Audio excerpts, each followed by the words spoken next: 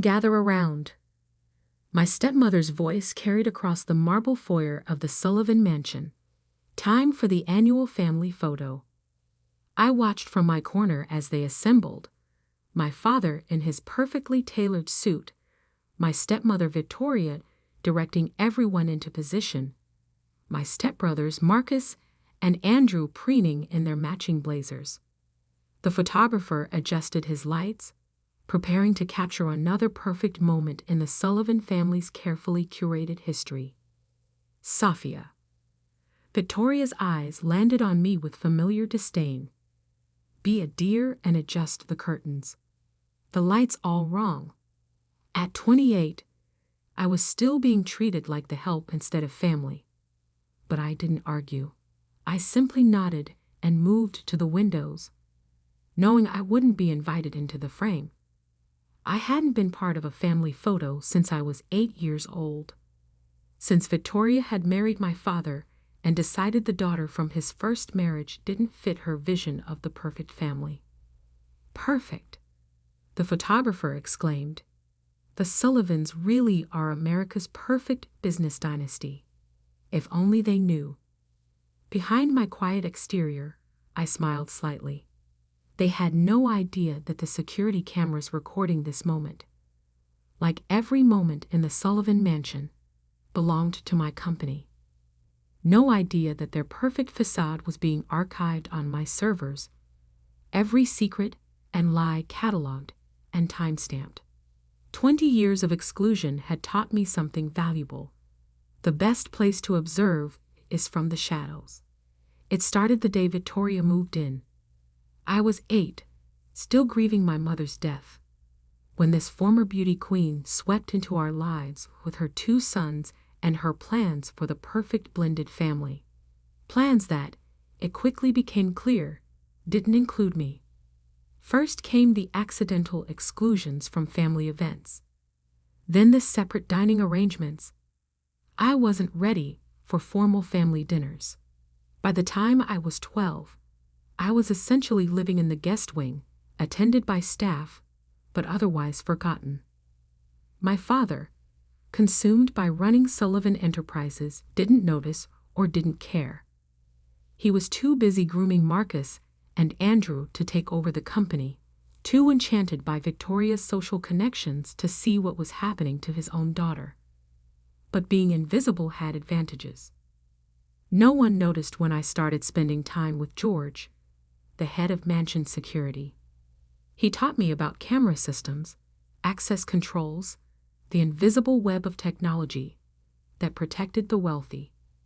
No one cared when I chose to study cybersecurity in college instead of business like my stepbrothers.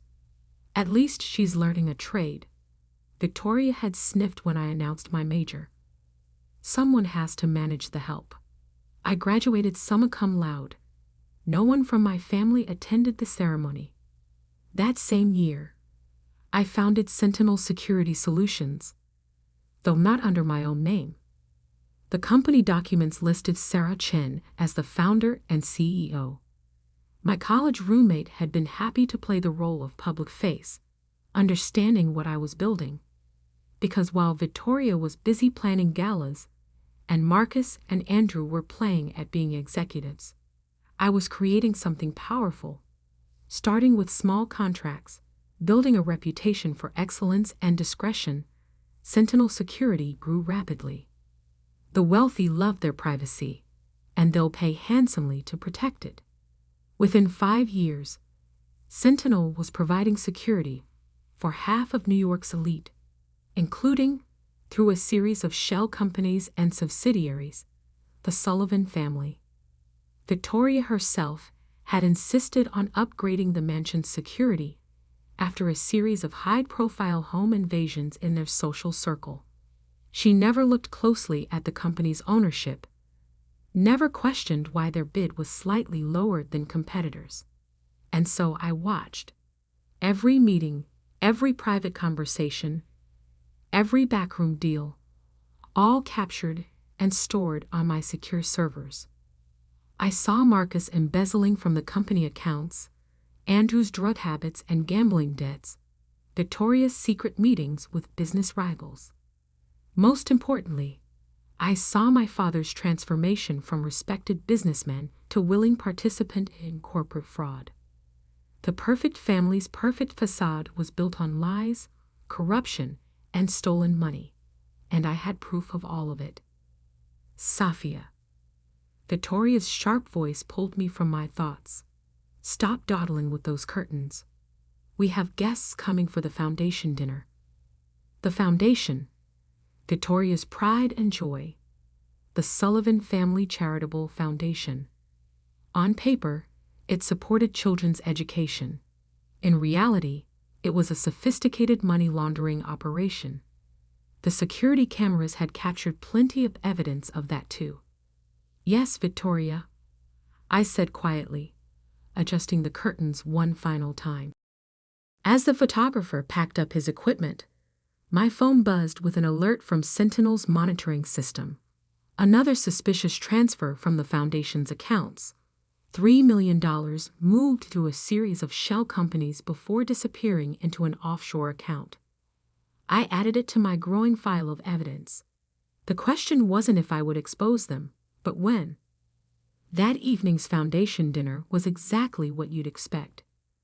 Wealthy donors writing checks, Victoria making tearful speeches about helping underprivileged children, Marcus and Andrew working the room like the corporate princes they pretended to be. I stood in my usual corner, watching the security feeds on my tablet. Every camera angle perfect, every conversation recorded in crystal clear audio. Quite an operation you're running. I turned to find James Carter beside me, the FBI's lead investigator for financial crimes, though no one at the party knew that. He was here undercover, investigating rumors of corporate fraud at Sullivan Enterprises. I don't run anything, I said carefully. I just manage the security systems. He smiled slightly. Ms. Chen, you mean? Or should I say Ms. Sullivan? My heart stopped. I don't know what you're talking about. Relax. He sipped his champagne. Your secret's safe. We've been watching Sentinel Security for months. Very impressive work. Almost as impressive as the evidence you've been collecting. I studied him carefully. What do you want? Partnership. We're building a case, but your surveillance records would make it airtight. Together, we cooled. Safia. Victoria's voice cut through the crowd. Stop chatting and check the cameras in the East Wing. I thought I saw a light flickering. I gave James a bland smile. Duty calls. Excuse me. As I walked away, my mind was racing. The FBI was watching. The perfect family's perfect crime was about to unravel, and I had a decision to make. That night, after the guests had gone and the mansion was quiet, I sat in my private office, hidden away in the guest wing where no one ever visited. On my screens, the security feeds showed different scenes. Marcus in his study, shredding documents. Andrew making frantic phone calls to his bookie. Victoria in the garden, having a heated argument with someone on her phone. And my father. My father sat alone in his office, staring at an old photograph. I zoomed in the camera. It was a picture of him and my mother, holding a baby. Me. Before Victoria, before the perfect facade, before everything went wrong. For a moment, I felt a flicker of doubt. Could I really destroy them all? Then I remembered 20 years of exclusion, 20 years of being treated like a ghost in my own home, 20 years of watching them steal and lie and corrupt everything they touched.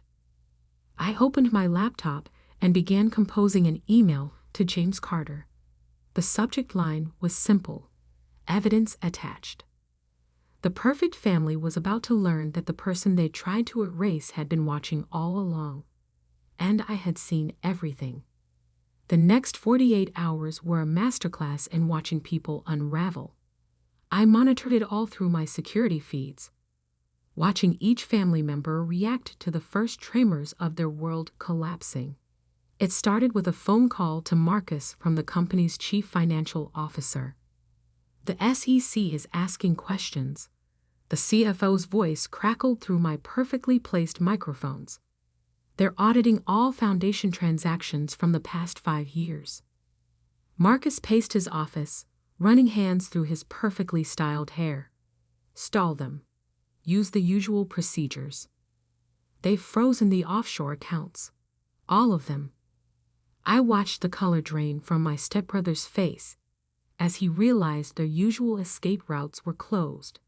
In another feed, I saw Andrew receiving similar news from his private banker. All his secret accounts, the ones he used for gambling debts and drug payments, were suddenly inaccessible. Victoria took longer to notice something was wrong. She was too busy planning the foundation's next gala, ordering staff around with her usual imperial manner, until her personal assistant interrupted with an urgent message. "Mrs. Sullivan, the New York Times is on the line. They're asking for comment about allegations of money laundering through the foundation." I zoomed in on Victoria's face just in time to catch her perfect mask crack. For a split second, real fear showed through. My father was the last to know. I watched through the camera in his office as Marcus burst in, waving his phone. "Dad, we have a problem. Someone's talking to the feds. Someone who knows everything." For the first time in years, I saw my father look old, tired. "What do you mean? Everything?" "The foundation, the offshore accounts, the fake contracts, all of it. They have documentation, video recordings, audio files." My father's eyes narrowed. "Video recordings?" "From our own security systems." Marcus was practically shouting now. "Every meeting, every conversation, it's all been recorded." I smiled, watching my father's face as realization dawned. He looked straight at the camera in his office, the one he'd never paid attention to before. For a moment, I thought I saw recognition in his eyes. Then Victoria swept in, already in damage control mode. I called the lawyers, all of them, and the PR team. "We need to present a united front." She looked around the office. "Where's Sophia?" My father frowned. "What does Sophia have to do with this?" "She manages the security systems." Victoria snapped. "If someone's been accessing our cameras." "You mean the cameras you insisted we upgrade?" My father's voice was quiet. "The contract you pushed through without review." Victoria's perfect composure slipped again. "What are you suggesting?" "Nothing." He turned to stare out the window. "Nothing at all." I switched feeds to the mansion's entrance just in time to see 3 black SUVs pull up. FBI agents emerged, led by James Carter. "Right on schedule," I murmured. My phone buzzed. A message from Sarah Chin, my public face at Sentinel Security. "They're moving on all locations simultaneously. 15 federal warrants being executed right now." I sent back a thumbs up, then switched my attention to the main foyer camera. Victoria was trying to prevent the agents from entering, waving papers from her lawyers. "This is harassment. We're upstanding members of the community." "Mrs. Sullivan." James Carter's voice was polite but firm. "We have warrants for the arrest of Marcus and Andrew Sullivan on charges of fraud, money laundering, and conspiracy. We also have a warrant to seize all electronic devices and security recordings from the premises." "Security recordings?" Victoria's voice rose an octave. "But those belong to Sentinel Security. You can't." "Actually," Carter smiled slightly, "we have full cooperation from Sentinel's CEO, Ms. Chin. Or should I say," he looked directly into the nearest camera, Miss Sullivan? The silence that followed was deafening. I watched Victoria's face as she processed what he'd said, as she finally understood who had been watching all along. "No," she whispered. "That's impossible.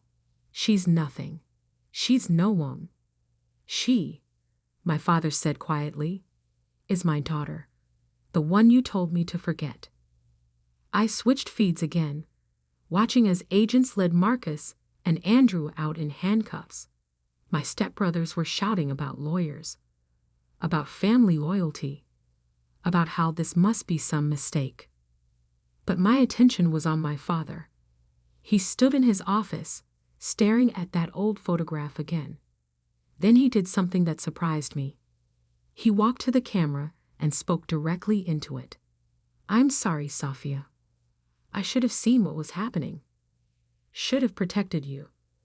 He paused, then added softly, "Your mother would be ashamed of what I've become." For the first time since I started this, I felt tears in my eyes. My phone buzzed again. Another message from Sarah. They found the Foundation's real books. Victoria's being arrested too.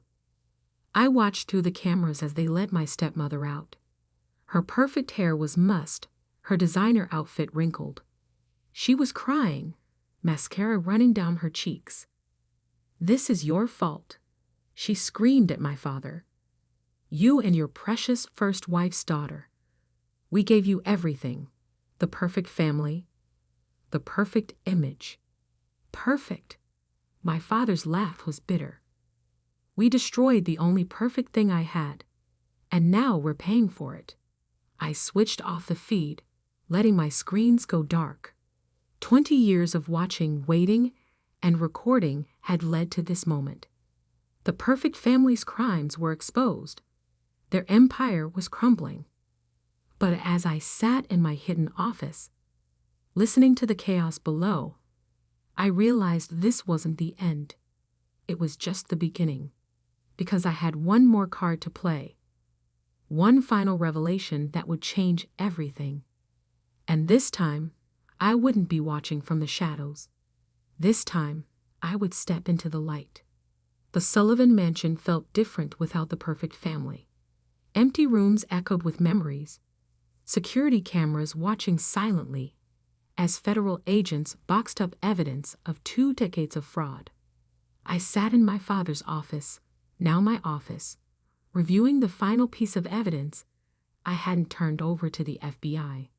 A video from 15 years ago, captured by the old security system. The one Victoria had insisted on replacing with my company's equipment. On the screen, my father and Victoria stood in this very room, arguing about me.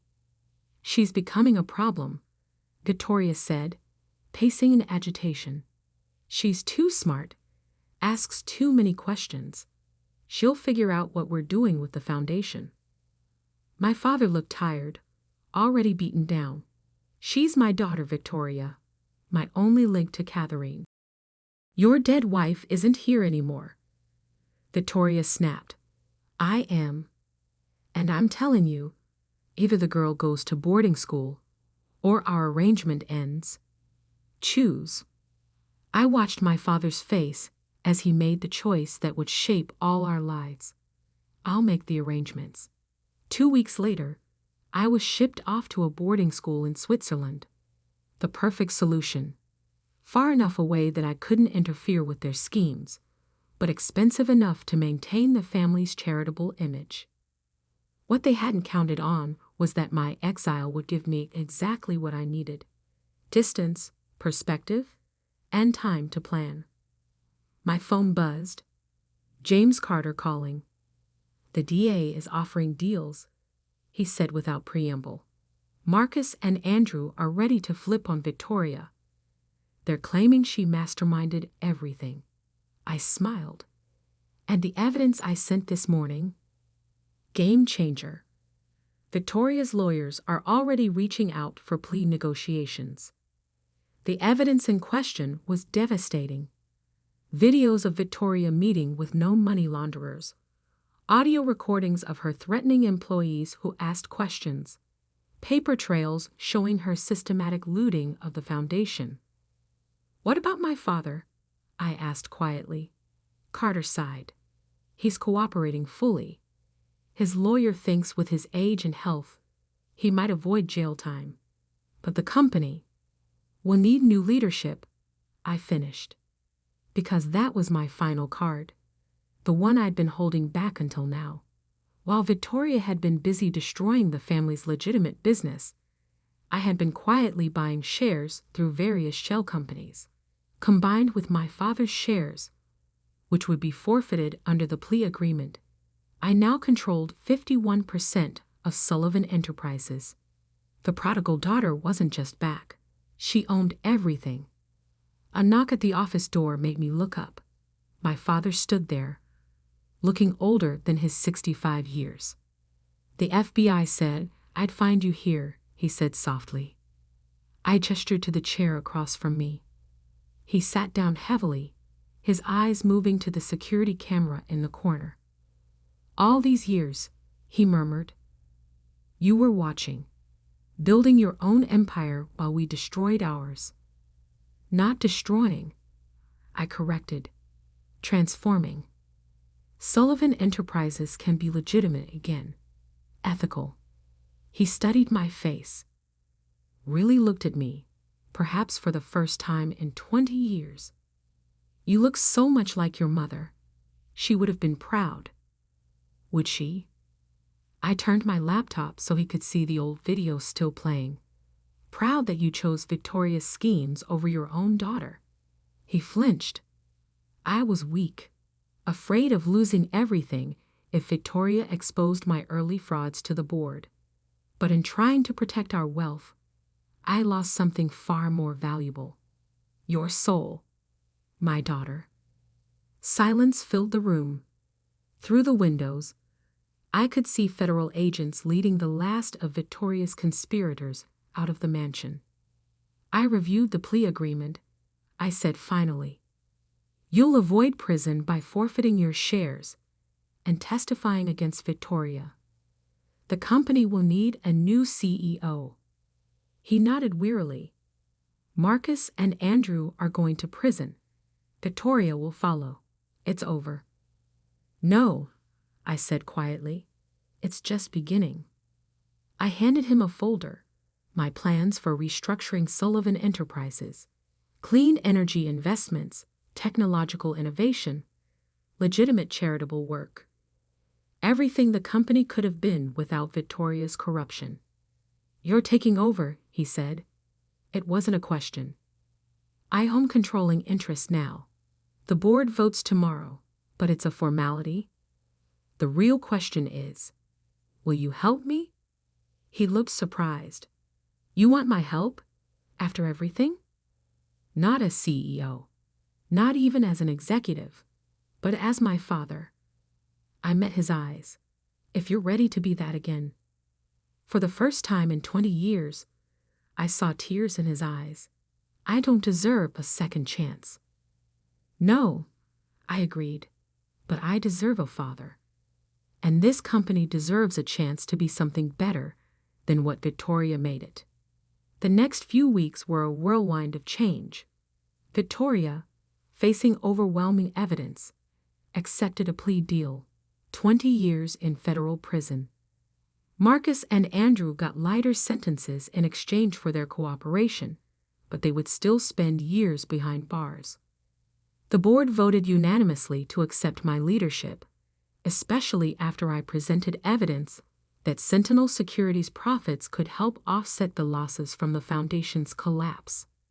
My father, true to his word, took a humble role as an advisor. Each morning, he would arrive early to help me review contracts and strategic plans. Each evening, we would have dinner together, just the two of us, rebuilding 2 decades of lost time. 1 month after taking control, I stood in the mansion's foyer, watching a different kind of photo shoot. This one was for Forbes magazine, a cover story about the transformation of Sullivan Enterprises. "Ms. Sullivan," The photographer called. "Would you like your father in this shot?" I looked at the man who had once chosen wealth and power over his own daughter. He stood uncertainly to the side, just as I had done so many times before. "Yes," I said, "I would." As we posed together, I caught our reflection in the window. Behind us, the security camera watched silently, no longer a tool for exposing crimes, but a reminder of how I had turned my exile into strength. The perfect family was gone. In its place was something real, imperfect, complicated, but honest. My phone buzzed one last time. A message from James Carter. Victoria's appeals were denied. It's really over. I smiled, looking at my father as he proudly straightened his tie for the photo. "No," I whispered, "it's just beginning." Because sometimes the person they try to erase becomes the person who writes the ending. And in this ending, the forgotten daughter didn't just survive, she triumphed.